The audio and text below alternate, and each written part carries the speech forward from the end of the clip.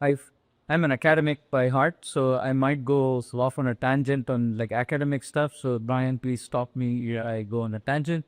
I want to start by saying that, I learned zero knowledge like from my advisor's advisor was Silvio Mikal. He's one of the founders of Zero Knowledge. So I started this space by learning zero knowledge and just falling in love with zero knowledge.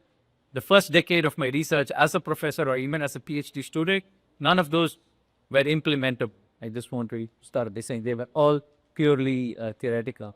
Ligero was something that came out of a very theoretical work, but then we said, let's implement it.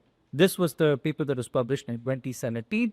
It still remains as one of the zero knowledge systems that has the fastest throughput, and we talk more about the features, why it can be fast. In fact, even one of the first generation of startware starts, if you look at the paper Aurora, you will see that they benchmarked it against Ligero, and Ligero's throughputs are faster. But, again, these are old numbers, take it with a grain of salt.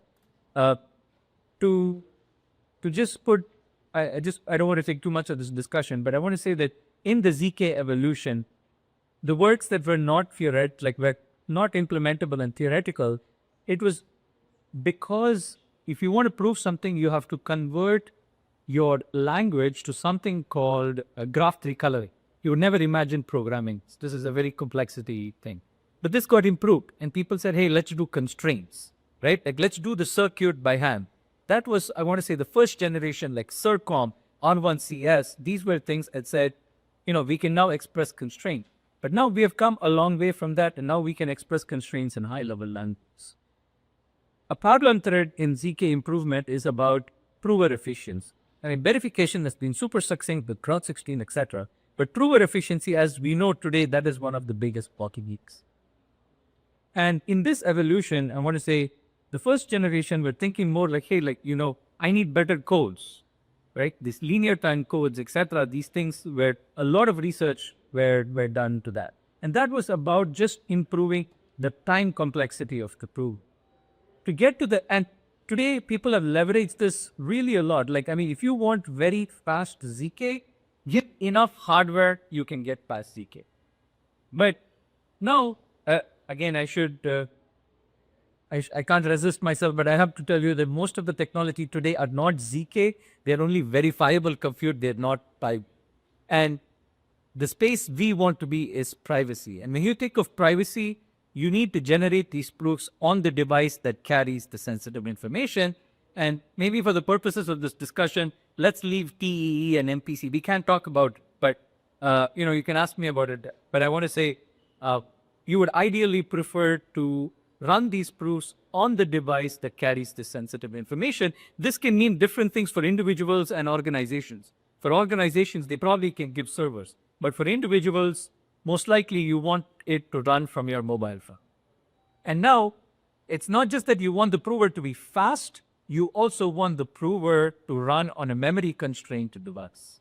And Groth 16, for example, is one of the things that is used a lot for privacy-related applications and, neighboring things, Taylor 2, etc. I don't want to just single out Groth 16, but they all have what is called a huge proving key. If you go beyond 1 million or 2 million constraints, you're going to run out of memory on an iPhone browser, which has only 1 GB of RAM. So you need a new mechanism to do ZK where you can scale to very large applications, but still use small proving keys. Ligetron is a version, it's the same blueprint as the Ligero zero knowledge proving system that we invented back in 2017, except that we address this problem of memory efficiency.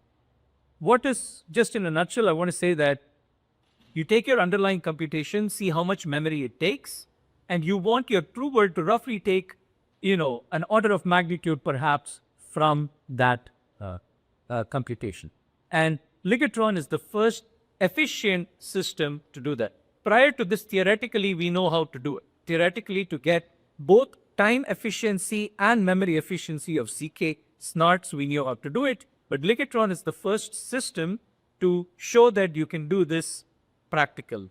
And since then, just want to tell you, our system, we have implemented this. You can take your phone today, open a browser, and you can run it straight from your device and other features as well. We have deployed this. Our code is open source. Is also available if you want to TB for ease. Well, that's why I call the good song.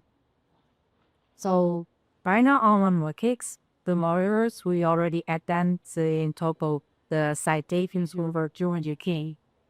So, but we all use development right now and the system need the OGC.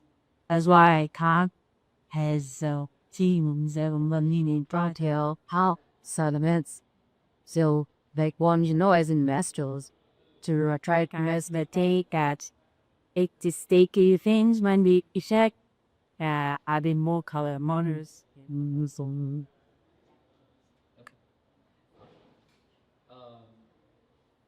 Guessing that's more a comment than a question, but maybe I can just say one sentence. A lot of this space, and as all of you know, is driven by use cases, right? It's not that I want to complain that starts and others are not ZK. I mean, they are perfect for the tasks at hand.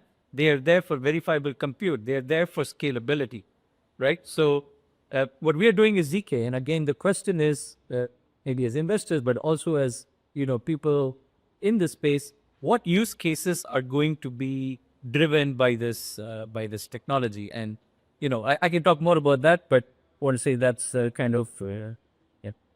I think it's cool that in your introduction, there was a fundamental assumption that you were challenging, which is, we assume that the current zk-VMs or zk systems out there are private, and if you use it the right way, and also they're scalable. We didn't think about what's the internal in terms of the private key size and also the memory efficiency. There is a limit of how big of a computation that you can run. Like for instance, there's the risk zero, and if I remember correctly, it's at 3 gigabytes during the runtime, which I assume you guys probably have more. But it will be nice if you help us understand, what do you mean by they're not private? It's the current Starboard, the current implementation. Why are they not private, and why are yours private? This is a great question, and actually the answer probably is very technical, but I want to explain those, right? So what is zero knowledge really telling you is that we're going to prove a statement to you, and it being zero knowledge really means that I don't want to convey anything more than the statement or the predicate or the check, the checks of this statement. I don't want to convey any more information near the fact that these checks are true. And I want to say, even defining this, it was a cornerstone in modern cryptography. Like, how do you even capture this? How do I say that a verifier learns, like, it could be a smart contract, could be an individual, it doesn't matter. How do you capture all of what a verifier can learn? I mean, it has the capability to run any computation. So when I give a proof to it, how do I say that, hey, my proof is private? And coming up with the definition, I want to say revolutionized modern cryptography. I just want to say, and the founders of this got a Turing Award for doing this definition of security. But in the context of zero knowledge, it really says, and this will come out like if you try out our system, you will see this. The point is that we generate a proof, and in general, when you want to generate a proof, you give inputs to some statement, okay? Now it could be signature keys, it could be your assets, etc.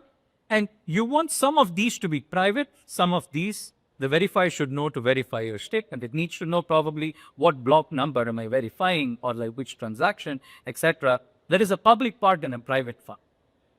And now, when this proof is given to the verifier, the private information should not be given. Okay? Can the verifier verify this just when the public information? And this is just a sanity check. It's not a proof for what I'm saying. But really, what zero knowledge will try to fabricate, or what it needs to prove, is that it's something called a simulation. Like, you need to define a simulator to prove that your proving system is actually private. And what it says is that the same proof, I can generate it in my head in a way that you cannot tell it apart and without the private information.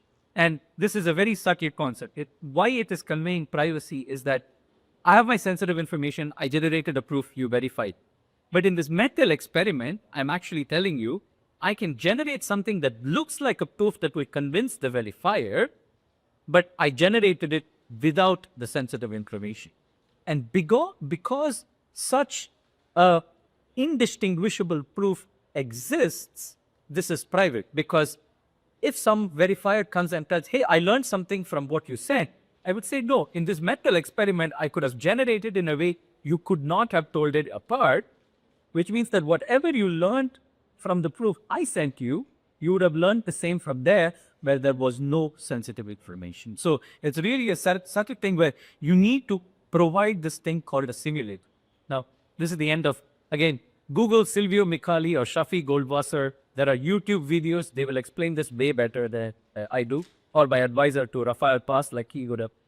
There are great explanations. But in the context of what we're talking about, ZK starts, the ones that we have implemented, like the starts and, even Joe, all of these sum check based ones, they don't do a simulate. And in fact, they need to change their system to even construct a CUE.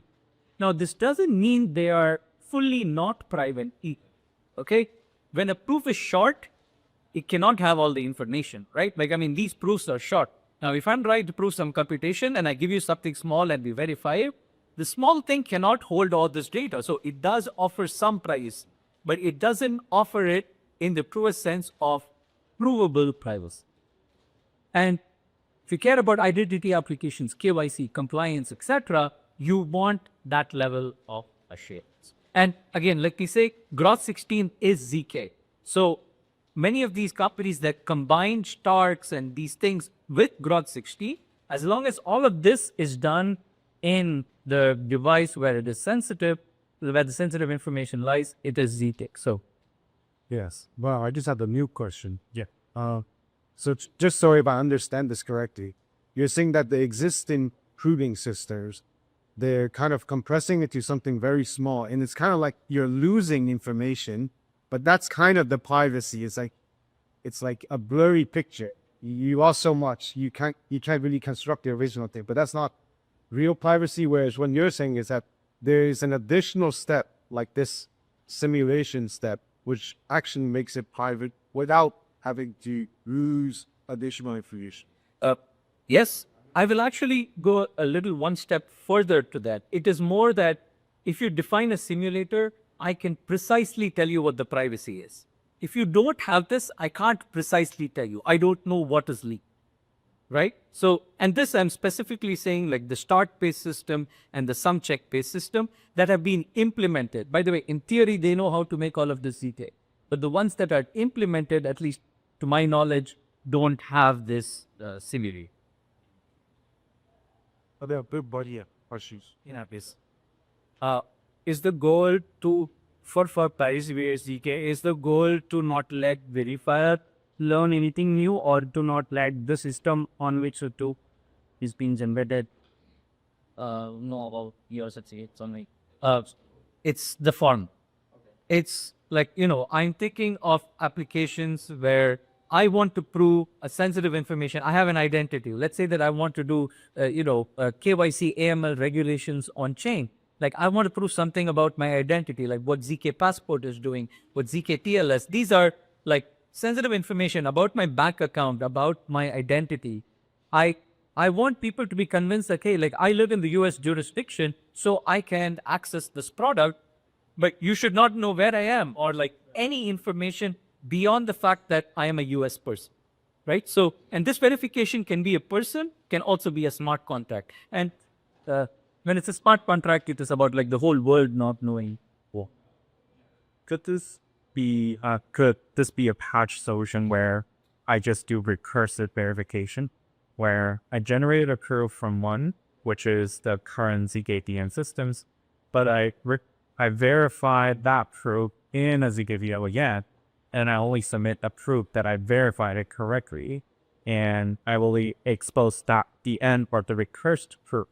Would that be a patch to what you're describing of the current relations? Absolutely. The caveat being, can you do that on device, right? So you're going to do this proof systems. Yeah. And if you're going to delegate that, like, I mean, if you were going to do starts, for example, if you think of let me do the start proof on my device and do the wrapping Groth16 on a remote server, now you're trusting that remote server because your start proof is not fully ZK. Nice. Go ahead. And now living. Okay. So for dynamic code generated constraints, all of their securities, availability implications on that versus the regular constraint. Yes, sir. So, I mean, in terms of generating it on the fly, this is no different from any other zk-VM. There are some semantic differences when you think of RISC-V and WebAssembly, like how you dynamically generate these constraints. But security-wise, you have to do the same kind of audit. Every instruction gets translated into a circuit. At the end of the day, all ZK things prove circuits, right? It's just that these circuits and constraints are generated on the fly. So the security implications are, you got to audit it. Like, I mean, zk-VMs are better to audit than others because I just have to audit the few 100 to 120 instructions. Yeah, and first of all, great name because the fail means light in Spanish, so it really makes sense. That, and what did you tell us with assembly instead of bridge spike? Is there any advantage? Great. First to your first point, actually, this was my first system I ever implemented anything, and there's a convention that you have to name. So I was looking for the word lightweight in different languages. And Ligero sounded nice because there's lightweight and zero. So that's the, although I actually wanted to do the Harry Potter reference Leviosa, but my co-authors did not want Harry Potter reference. So I'm glad it was we. But you pronounce it better than I. WebAssembly versus RISC-V. I'm not a compiler person, but I'm going to best try to tell you why WebAssembly has a good memory semantics. Let me give you a couple of examples. It has functions, it has blocks. What does this mean? If I introduce variables within blocks, I can garbage collect them at the end of command. Also, the way the stack works in WebAssembly, like when I do operations like push, like, pop, pop, push, like when I pop some elements, I can garbage collect. So one of the nice features of WebAssembly in terms of data movement is that it has a good garbage collection semantics. Why is this important? Because if the prover has to mimic the garbage collection, like if it has to get the same memory efficiency as the underlying system, I should be able to mimic this behavior, right? Not that RISC-V isn't. I mean, RISC-V, whatever RAM it uses, we could do for RISC-V as well. But WebAssembly is better. That's one. But there were other reasons as well. Pre-compiles in my mind are much natural in WebAssembly compared to RISC-V. Not that RISC-V can't do it, everyone has done it, but you can do these external function calls in WebAssembly much easy.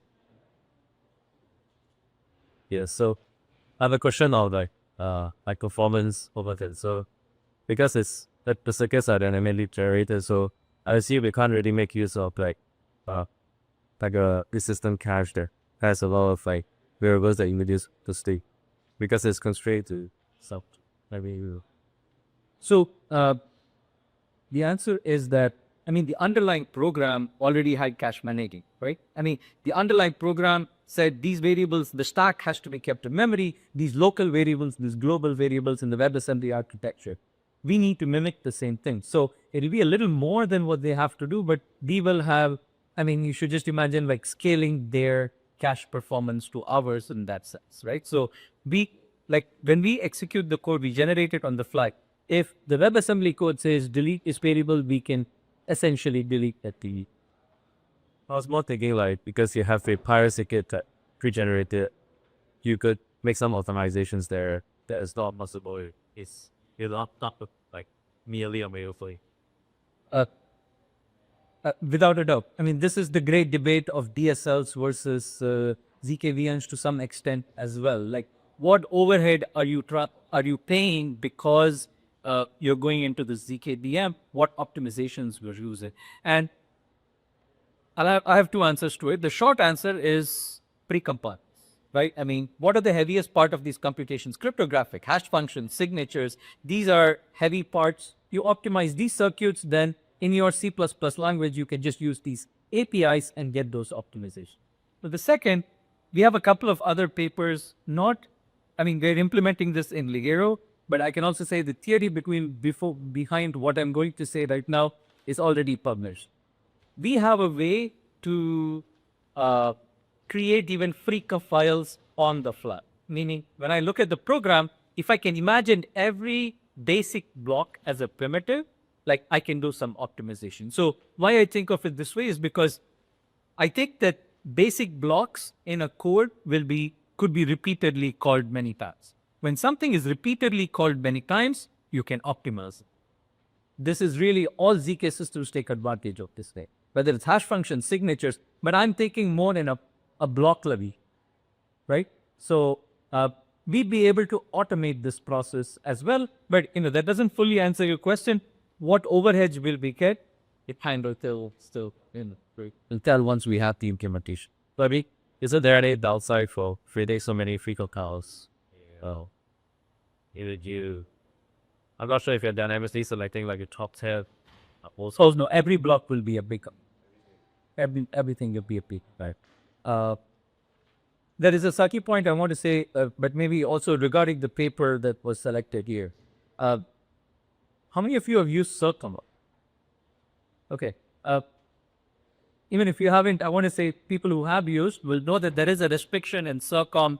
Among others, the restriction is you cannot have what I call secret branching. So zk-validium is just it's like a programming language, I guess, For writing circuits for Groth16, let's say, right? So for specific, you cannot have an if then else on a secret variable. Like I cannot say if my secret value is 0, execute this, and if it's 1, execute this, because I wouldn't know how to develop the circuit. What I can do is say execute both of these and select one. That's how you get around this path. Now in the paper that that was shared here, we have that restriction on the programming language, meaning that if you write your C program to compile to WASM, you can't do secret branching over here. Okay, that is a restriction. A lot of applications can be done without this restriction, but it's nevertheless a restriction. We have upcoming work where we're going to use these basic blocks and precompiles to solve that challenge. So I wanted to say a limitation of the paper, but there is follow-up work where we will be removing this restriction. And just a little follow-up question to that restriction. We've seen a lot of the snart-based VM versus start-based VM. A lot of the start-based is general for they made a general purpose, so they have just one fixed circuits. And what you're changing is the execution tree switches, which you use to generate witnesses. Yeah. But here is per program, you will have a dynamic circuit for that program. Then what if that program, do you generate the circuit on top of the program itself or the execution trace? Because that would translate to, if it's from the program, then you cannot do dynamic arrays. It has to pretty much like a lot of fixed variables, fixed size arrays. Versus if it's execution trace, then you run the computation first, and then you use that execution trace to generate a circuit, which is quite complex. So I wonder what's like the design here, and is this a limitation too? Good. I'm going to say something in theory, and then I'm going to say something in practice. But first, maybe just bottom line, we can do similar to whatever the starts can do in terms of general purpose programs. We'd be able to do that. Now, the theory side of this, let me tell you, you want to build a ZK, the verifier has to spend time proportional to the circuit, to the computation. You cannot avoid. Like if I don't know what computation I'm going to try to verify, the verifier has to read the program that I'm trying to verify, not the secret values, but the program is something the verifier has to know. But now, that seems contradictory. We are verifying proofs on chain where it's just a Groth16 exponentiation for these things. Now, the difference is that it's the same program. If the same program is being proved many, many times, now there is an optimization. The optimization is there is a one-time pre-processing step that the verifier has to do that is proportional to the size of the computation, and thereafter, verifying any proof becomes short. Okay? So this is something called, in theory, it's called holographic proofs. But in the blockchain world or even ZK world, it's called pre-processing snarks. Okay, it's because you pre-process, like the verifier pre-processes one time and then you ping. We can do the same. The point I want to make you is that what I want to tell here is that even starts and these things, they have to do this one-time key processing, and then when they get out of it is a hash. This is the proving key. The V key. Yes, the V key. Both the verifier and the prover, we can have the same kind. Nice. And before we jump to, I know two people just walked in here. Can you just quickly introduce yourself? Like what you're working on or what company you're with? Hi, I'm Anbir. I'm a research scientist of Cardano Foundation, and this was okay theory method design. Hi, Sebastian, also Cardano Foundation. I'm on the engineering side, civil trees. Cool. I really just see you people too. Hi everybody, I'm Connor. I'm a lead researcher at ProofLab. Reading a paper ground, but Was working? so I saw this concept MPC in the head. Can you give an intro on that? Because I maybe Oh, no, great. Actually, the Ligero system, when it was first described and how we arrived at it using this compilation mechanism that is called MPC in the head. But today, it is possible to abstract Ligero as an IOP, right? I mean, everyone here, like most ZK today, can be explained as a polynomial IOK, a polynomial commitment scheme plus something, like really like this is, and Ligero can be explained the same way. How it originated was through MPC in the head. So MPC in the head is this concept that I can take a multi-party computation protocol, and someone explained it very well there. Multi-party computation is about doing computation over a shared state, right? Like if I have some state, I share it with a bunch of parties, they can compute this with some privacy guarantees. And there were some discussions on what is the definition of MPC. I mean, MPC has a very good definition. It basically has some threshold T, and it says that if I corrupt T of these parties out of N that are participating in this computation, I still have privacy. And again, if you want correctness, you need something stronger. But even if I see what is going on in these T of these N machines, I will know nothing about what was shared or what is being computed. The only thing I will learn is the output of the computation. Okay. Now, this MPC in the paper, the MPC in the head paper that was done by Yuval Ishai, Eyal Kushelowitz, Rafi Ostrowski, and Amit Sahai, three of them who are actually across campus in a workshop which I'm attending in the Science Theory Institute, was this beautiful concept. It says, I can take any MPC protocol and I can get a zero knowledge protocol out of it. Now, again, I'm going a little bit on a theory tangent, but I need to say this one thing and I'll get back, is that MPC is more general than ZK, okay? Meaning that I can instantiate multi-party computation and generically get zero knowledge, okay? So it is strictly more powerful than zero knowledge persistence. But if you do it using this generic construction, it will not be efficient. What they did was a different compiler from multi-party computation to zero knowledge. And roughly speaking, I'm going to tell you how this works. So I want to do zero knowledge of some computation. Now, in my head, I'm going to imagine that, I don't know, 10 parties. I'm going to give the secret information. I'm going to secret shell. So that's the shared state. And Tasio, for example, is doing this in live, like they're using MPC for ZK. So imagine that these parties have the secret information, what we call the witness, secret shared among these people. They're going to run the computation of doing the checking condition on the same. Okay, whatever I want to verify about the secret information, they're going to do an MPC computation, and the result of this MPC computation is 0 or 1, right? Like it says, either the secret information passed the test or it did not pass the test. Okay, now what I'm going to do is I'm going to have the prover do this in its head, like emulate all the participants of this MPC, and then the prover is going to give a hash of the entire view of each of these participants to the verifier. Okay? Now, the hash, think of it as a commitment, meaning that with the hash, the verifier can't see anything. Okay? Now, and the prover, you can never trust the prover. I asked the prover to emulate this in her head, but maybe she didn't do it, right? So now, how is the verifier going to check that this emulation was done correctly. Okay? So we're going to ask the verifier, hey, I want you to open, like, unveil these commitments for T of these participants. Okay? Now, the prover will not know ahead of time which T of these the prover, that the verifier is going to ask. And it needs to make sure that the views are consistent between these T participants. So now, just by opening these or unveiling these T participants, I can check whether the prover did the computation correctly. And at the same time, if you know that MPC is private, which means if I see T of these, I will learn nothing. So you get both privacy and integrity straight from the properties of MVs. And the Ligero system can be explained as an instantiation of this framework. And maybe just one point to end here is that's why we get privacy much more easily, meaning the ZK property that I said, much more easily because we originated from there. And for all the others, they need to put additional effort to make it private.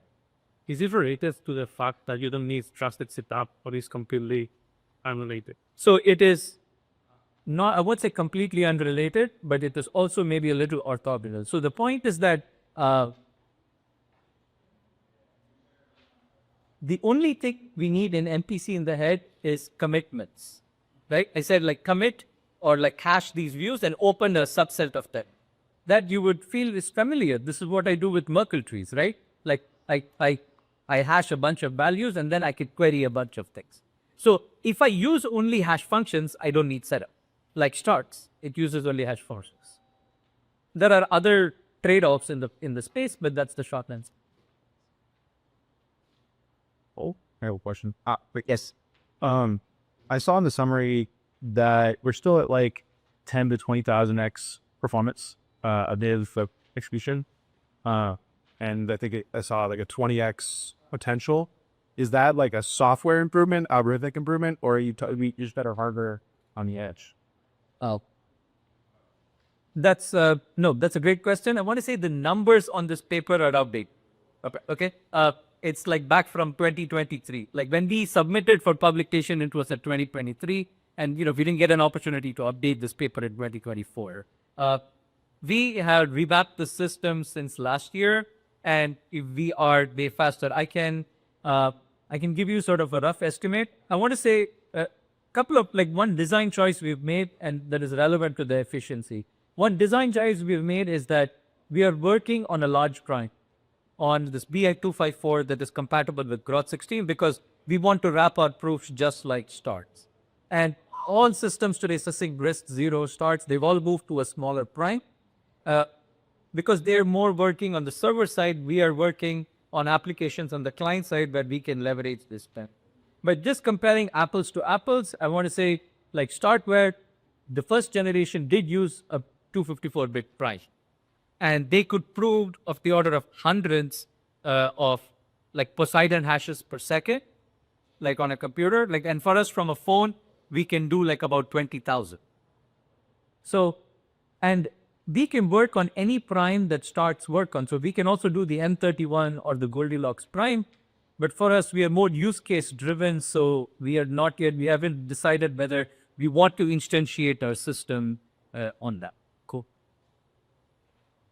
Cool. Yeah, that was a lot of in-depth, the internal mechanism discussion. I think we probably can move on to the application side of it, where you guys are actually building a dashboard for people to interact and then instantiate proving experiences on their phone, on their laptops. What do you envision out of this? I guess there's a lot of DBMs out there with this on block proving, but you guys are going for a little bit of a different approach where I feel your use case and target users, and even Google implemented your Paper into their product as well. So what are some of the potential use cases and just future roadmap for you? No, that's a big question. Maybe for the investors in this, in the row, I mean, if we had a lot of money, we will be competing with every ZK company. I think our technology can be the fastest on the server, can also be fastest on client side. That's one side of the story. But the other side is that our roadmap and vision has always been about focusing on enterprise grade infrastructure. I think one of the missing pieces in blockchain, I don't think it's speed or composability. I mean, if we envision that, like, I don't know, 10 years, 15 years from now, everyone is on blockchain. I mean, enterprise is a blockchain and so are governance. And we cannot shy away from, hey, there's not going to be regulation. There is going to be some form of regulation. There is going to be some form of regulatory compliance. Now, I want to say our vision has been like, can we power this, right? Can we bridge this gap? And I think a crucial part of doing that is giving this compliance with privacy. And I will tell you that it's also, maybe it's not necessary. We go talk to people, everyone will be like, yeah, I need privacy, but that won't be the first thing they want. So, but compliance, you talk to people, at least people who care about regulation, they want it. And if compliance says they need privacy, right? Like if the Bank Secrecy Act tells me that you need privacy, they will want to offer privacy. So I think we want to build an infrastructure where privacy is seamless. Like you shouldn't even know that ZK is happening underneath, but you get compliance. So coming to that, at least on chain, I think the promising directions for us are zk-validiums and what I call privacy pools. I think there was a discussion about privacy pools and mixers in the last time. And I'll tell one sentence about this and then I'll go to zk-validiums. Privacy pools have a bad name because of Tornado Cash. I heard that just now some verdict pin, like my engineer just shared it with me. What was it? I think at least on one count was well guilty, I think. Well, money transfer that license, well, guilty, but then they sue money over was the people do. Indecisors. Yeah. So, but what we want to think about here is that, I mean, the problem is bad actors can get into the systems, right? But if you enforce compliance on every transaction or coming in, then you can prevent bad actors, right? So if I can prove, like, and this relates to the Google, which is what I want to get to that in a minute. If I can create a privacy pool where I have some credentials, and only if I have these credentials can I interact with this pool, then I can gate at source. I can prevent people who don't have verifiable credentials to get to the pool. I can do all kinds of things with this compliance. I can say, hey, look, if I am transferring small amounts, $100 to $200, maybe all I need is a driver's license. But if I'm transferring $10,000 or $100,000, I need to give additional, maybe a liveness check, right, of my face or something. And if it's beyond that, maybe more, right? All of this can be enforced at a compliance, like write a predicate for this, and I can prove in zero knowledge. And what we want to do with our technology, and these things are not going to be 1 to 2 million Ks. A liveness check is going to be probably 50 to 100 million constraints. And we want to show that this can be done in the form, right? That we can really program these things. And privacy pool is one example, but there is a simpler form of privacy that you can do, which is a zk-validium. If you know what Matter Labs is doing, we're doing something similar with some subtle differences. But a validium is a roll-up where data is not on chain. And enterprise likes this because if you think of institutions or stablecoins, they can control the chain, the data, if you can see it. And on chain, you still get interconnection with other chains, with Ethereum, etc., by committing to the state of your chain using a zero-knowledge pool. So zk-validium provides an easy way. It's private in the sense that only the institution can see it, not the public. But at the same time, you get all the composability features because you settle onto an L1 or if you want even an L2. What we are looking here, I just want to say just in terms of vision, we are thinking not just copying the regulation we have in TradFi to blockchains. I think that's going to be inefficient and also not the right way to do it. We want to think of how regulation can also tap into zero knowledge and make it more efficient on chain. And like, for example, when I interoperate between chains, this is not standard regulation that you would know what to do. How are you going to automate these things on chain? These are the kind of questions we want to solve when we build this infrastructure. And sorry, connecting it to Google, a big part of this is about I have to prove my identity. What Google did is, it was not about blockchains, but it was about, hey, can I prove that something about my driver's license? Really, this is what they did. And I mean, I want to say two things just to clarify. They don't use our software. They implemented the Ligero system that I co-invented back in 2017. They took that, and when I asked them why they chose it, they said they tried the different systems. This was what was performant to run on a mobile phone. So, and Ligero was not the only system. It was a combination of Ligero and GKR, which is another proving system, and they combined these two to do that. Oh, take a good pause. Does anybody have any questions, thoughts?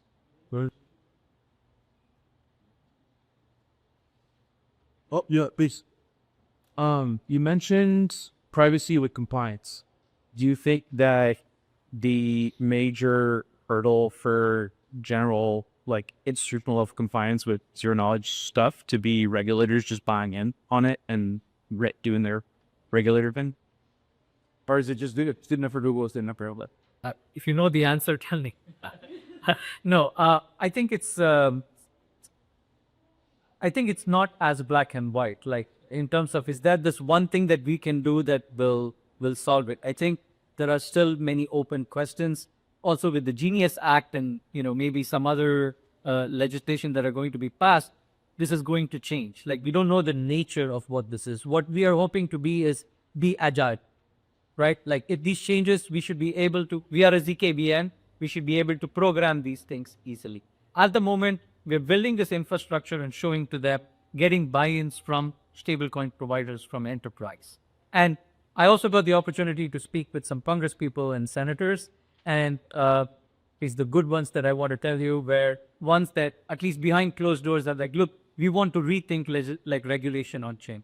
And I want to show this to them, hey, this is what ZK or what technology can enable, and we need to factor this in. And I think along with the Genius Act and also what SEC, the commissioner spoke I think 2-3 days back, they're open to hearing these technologies. Then this is the time, and we want to present this to them to see what we can do.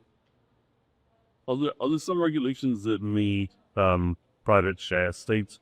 Because sometimes the NL requires both context and national activities. Can you do zk share state? So that's actually a good question. I want to say that we can do shared state, but shared state, the only way to do it is using MPs. But at the same time, here is, again, I want to say, what is private shares there? So, I mean, if some part of, you want to, between two people, if there is sensitive information and you want to do some anti-money laundering, you might need the sensitive information from multiple people. And if you want it to be private, the only way you can do it is MPC. But I want to say that, look, here is how I think about it. There is a state where we want to be, where everything is private and crude using zero knowledge. Let's say it's 5 to 10 years from now. Now, along this way, there is going to be a state where all information is available to the regulator.